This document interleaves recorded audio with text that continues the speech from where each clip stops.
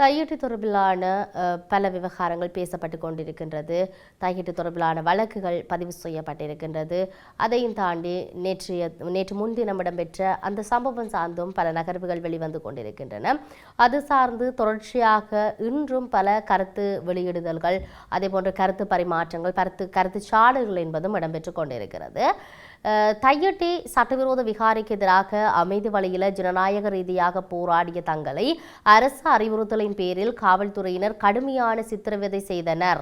சட்டம் ஒழுங்கை பாதுகாக்க வேண்டிய காவல்துறையினர் இந்த மிலேச்சத்தனமான பாரதூரமான மனித உரிமை மீறல்கள் தொடர்பில் நீதியான அணுகுமுறைகளுக்கான அழுத்தத்தினையே பிரயோகிக்குமாறு வெளிநாட்டு தூதராலயங்கள் மற்றும் சர்வதேச மனித உரிமைகள் ரீதியிலான பொறிமுறைகளுக்கும் அரசு உதவி அளிக்கும் நிறுவனங்களுக்கும் வலிகாமம் கிழக்கு பிரதேச சபை தவிசாளர் நிரோஷ் கோரியிருக்கிறார் என்ற விடயத்தை அவர் அறிக்கையின் வாயிலாக தெரிவித்திருக்கின்றார்.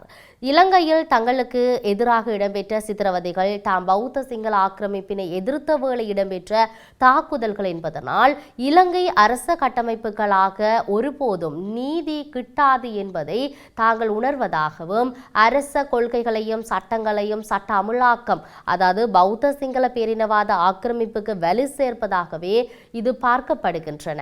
யாரும் எதிராக அமையக்கூடாது என்பதில் ஒழுங்கமைக்கப்பட்ட கட்டமைப்பே இலங்கையில நடைமுறையில் இருக்குது. இந்த அரசாங்கம் ஆட்சிக்கு வந்திருந்த போது மாற்றமின்றி இந்த நிலை தொடர்கின்றது.